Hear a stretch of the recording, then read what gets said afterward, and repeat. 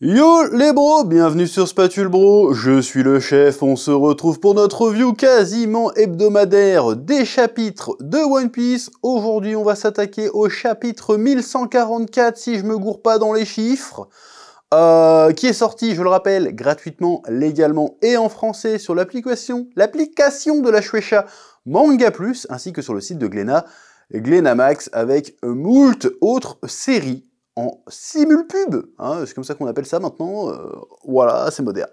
Bref, avant de parler de ce chapitre, le Spatule Jump numéro 1 est toujours actuellement en précommande. Au moment où je tourne cette vidéo, on frôle les 200% de l'objectif. C'est beau, c'est magnifique. Encore une fois, le projet est soutenu et ça fait plaisir. Je vous rappelle ce que c'est le Spatule Jump numéro 1. C'est un peu mon Shonen Jump à moi, où je fais découvrir au travers de 5 histoires courtes des artistes mangaka francophones, amateurs, confirmés de tout horizon, de tout âge, de tout milieu. Et ça fait plaisir. C'est le deuxième numéro, en réalité, parce que le premier c'était le 0, hein, souvenez-vous. Et voilà, c'est le 1, premier numéro officiel, j'ai envie de vous dire. Et j'espère qu'il y en aura plein d'autres. Le lien est en description. Et en commentaire épinglé. Que la passion vous guide. Place à la review. Oui.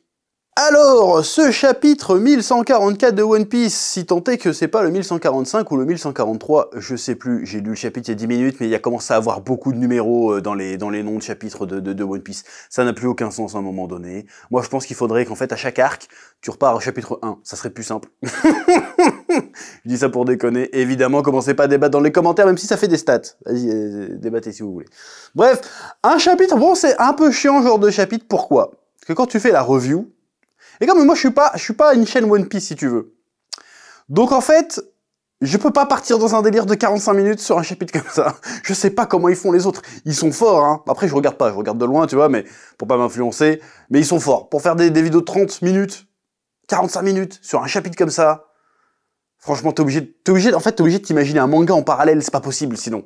Parce qu'en vrai, y a pas de quoi déblatérer 45 minutes. Enfin, c'est mon avis. Après, voilà. Même sur Dragon Ball Super, j'arrive pas à faire ça. En même temps, Dragon Ball Super, c'est de la merde. Et même les trucs que je suis à fond, j'arrive pas à tenir aussi longtemps en racontant des conneries. Bon, bref. Un nouveau chapitre qui s'enchaîne assez bizarrement avec le précédent, je trouve. On s'attarde beaucoup, parce qu'il me semble que le dernier, si je dis pas de bêtises, on s'arrêtait un peu sur un moment de tension où les gosses allaient se faire cramer. Et en fait, non, on finit pas l'épisode là-dessus. Enfin non, il y avait deux trucs. Il y avait Franky qui découvrait un truc de vieux de 3000 ans, et après tu disais, bon, les gosses vont cramer. Si ma mémoire est bonne. Et là, on se retrouve, on est, boum, direct, on se retrouve avec Loki, et les géants qui le gardent, et avec l'équipage, les membres de l'équipage de Luffy qui l'accompagnent, en train de chasser le dinosaure des neiges géants, pour apporter de la bouffe à Loki. Et au début, les 3-4 premières pages, je dis, bon, pourquoi vous nous montrez tout le processus, je comprends pas. Tu vois, Zoro, il découpe le truc, après il discute, mais alors, ça fait beaucoup à manger, ça. Ah oui, c'est très bon, il faudrait le faire mijoter dans du vin. J'imagine que tu n'as pas apporté du vin. Mais si, nous avons une barrique dans la cabane du chasseur. Et sur la route, on trouvera des herbes aromatiques. Je fais, wow. Qu'est-ce que tu me fais, là? Je lui dis, mais qu'est-ce qu'il me fait? Qu'est-ce que j'en ai à foutre? Tu peux pas direct passer à l'étape où ils sont en train de faire cuire le bazar et puis le bouffe. Non, il faut qu'il tout le processus. Après, j'ai compris. J'ai fait, ah, d'accord. Le mec se fait chier à montrer que les chapeaux de paille se démènent, font chacun leur rôle, et que quelque part, ils font tous ces efforts non seulement pour obéir à Luffy de certaine manière, mais aussi pour prendre soin de Loki, et ils sont clairement en train de sympathiser avec lui, en fait. Surtout Luffy. Ils sont en train de sympathiser avec lui de ouf. Genre, Luffy essaie d'en prendre soin et tout, et il arrête pas de lui faire des galères, il fait « Bah arrête de me toucher, t'es un bâtard » et tout. En fait, tu comprends qu'une espèce d'amitié est en train de naître, et puis après, il fait d'ailleurs, tu m'avais promis que tu me parlerais d'où ce plan que Shanks le roue pour le trouver. Et Zoro, il fait « Non, mais il doit mentir aussi pour ça, tu vois. » Et il fait « Non, je suis pas un menteur, je sais très bien où il est.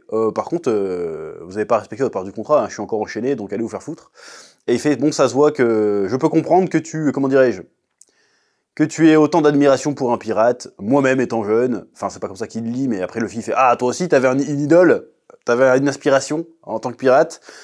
Et Loki fait « Effectivement », il lui raconte sa vie, et il lui dit « Bah en fait, moi, mon modèle, bah c'était pas Shanks le Roux, c'était pas un modèle aussi vertueux, a priori, c'était le Xebec, si je dis pas de conneries. le capitaine de l'équipage des Rocks.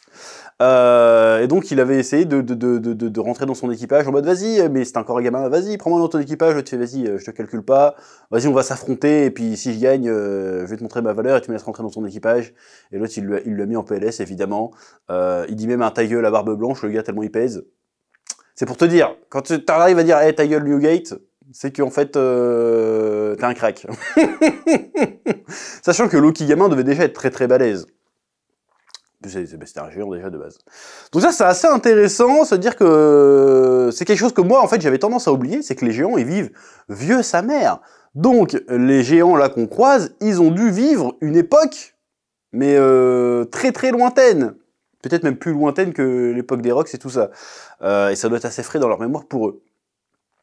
Donc ça c'est assez intéressant, donc Loki a connu l'ancien temps avant l'ère de Roger. Donc ça c'est fou. Donc ça peut être super intéressant, ça. Et aussi, on voit que le gars, bon, même si il voulait quand même rentrer dans un équipage de méchants, tu sens qu'il y a quelque chose derrière.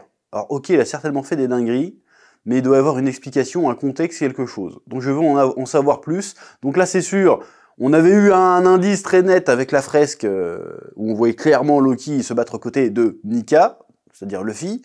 Là, c'est sûr, ils vont devenir les meilleurs potes du monde. Ils ont la même histoire, à peu près, le même parcours. Bon, pas tout à fait le même parcours, mais il y a des points communs. Il y a des points communs, et donc, du coup, forcément, à un moment donné, voilà, il va avoir une opposition. Dans un premier temps, j'imagine, à un moment, il va essayer de les trahir ou du connerie comme ça, mais, au bout du truc, il y a quand même une amitié qui va naître, et ça, je trouve ça plutôt cool. Voilà. Ensuite, l'épisode, le chapitre, se poursuit sur, justement, les enfants qui sont à deux doigts de se faire carboniser. Alors par contre, j'ai pas compris, c'est peut-être moi qui avais pas suivi correctement. J'avais l'impression qu'en fait, à la base, les chevaliers divins étaient là pour enlever les enfants. Et pourtant, ils les font passer dans un truc qui va les carboniser. Alors c'est pas eux qui ont créé l'incendie a priori, mais tu te dis quand même, votre but c'est pas de prendre les enfants, pourquoi vous voulez les faire cramer en fait? C'est peut-être moi qui ai très mal compris. Là. Parce qu'en fait, après, elle va pour attraper le coron là. Donc ils sont bien là pour enlever des enfants, finalement. C'est ça que j'ai pas capté. Bref, et donc du coup, pour sauver le truc, les géants n'arrivent pas à éteindre le feu, mais Jinbei, il arrive, il fait un comment ça s'appelle? Il fait un hippon à un nuage au Céonimbus, et ça éteint les flammes. Et c'est tout, en fait. Pourquoi vous n'avez pas commencé par ça? J'ai pas compris. Bref, c'est pas la partie la plus intéressante, pour le coup, de l'arc, hein, cette histoire avec les enfants qui s'enfuient, là. J'ai l'impression que ça a duré un peu longtemps pour rien. Bon, je dis ça a duré longtemps, ça doit être 4 chapitres, mais je trouve que ça a duré un peu longtemps pour pas grand-chose. Alors, on n'y est pas encore, hein, ça va sûrement nous mener quelque part, cette histoire, mais quand même, c'est pas le truc le plus palpitant, là, pour le coup. Voilà, oui. Et du coup, il y a une partie de l'équipage de Luffy, accompagné du fils de Gaban, qui tombe sur Gunko, la chevalier céleste, ou chevalier divin, je sais plus comment on dit, qui fait des espèces de flèches. Donc il va certainement y avoir de la bagarre. Sinon, il y a Gaban, justement, qui dit un truc assez intéressant, qui dit « Si Elbaf n'est plus un lieu sûr, le monde court à sa perte. » Donc ça veut dire que le gars sait qu'il y a un truc de planqué sur l'île qui est très très important. Bon, évidemment, on pense aux vestiges de 3000 ans, mais il y a certainement autre chose de beaucoup plus important, de capital, qui doit être planqué sur cette île, et qui jusqu'à présent est resté planqué, parce que le gouvernement mondial voulait pas trop mettre son nez sur cette île. Mais là, maintenant qu'ils attaquent, ils sont un peu aux abois, ils tentent le tout pour le tout, il y a un truc sur cette île. Je veux savoir qu'est-ce que c'est. Ah oui. De toute façon, on sait que c'est l'avant-dernière île, je crois, avant l'île finale. Il me semble. Il y a forcément un truc qui se planque ici.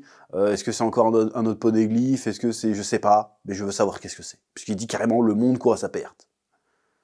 Le monde court à sa perte, c'est pas parce qu'on trouve les poneglyphes que le truc il court à sa perte. C'est qu'il y a autre chose. Pour moi, il y a autre chose. Donc je suis curieux de savoir c'est quoi cette autre chose. Voilà. C'est à peu près tout ce que j'avais à dire sur ce chapitre 1145. Oui, je m'étais foiré au début, c'était le 1145. D'habitude, je dis je me foire pas. Là, je me suis vraiment foiré, c'était le 1145. Voilà. Un chapitre sympathique où le truc avance, mais il n'y a pas non plus de quoi péter des câbles pour le coup. Donc un chapitre très sympa, assez lisible.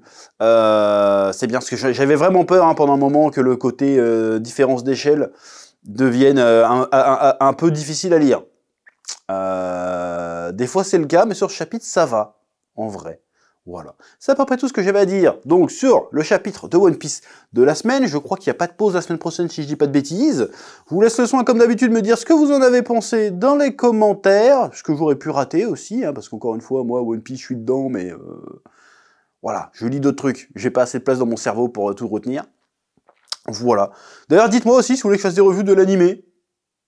Hein, comme ça, vu que l'animé reprend là en mode saisonnier, j'ai cru comprendre. Si vous voulez que jette un coup d'œil et que j'en reparle, ça me permettra de revenir sur l'Argagade aussi un petit peu. Bah, vous me dites dans les commentaires, et puis si vous êtes chaud, bah, j'essaie de vous faire ça dans la semaine. Hein, voilà, hein, allez, ouais. Que la passion vous guide, bien sûr. Oui.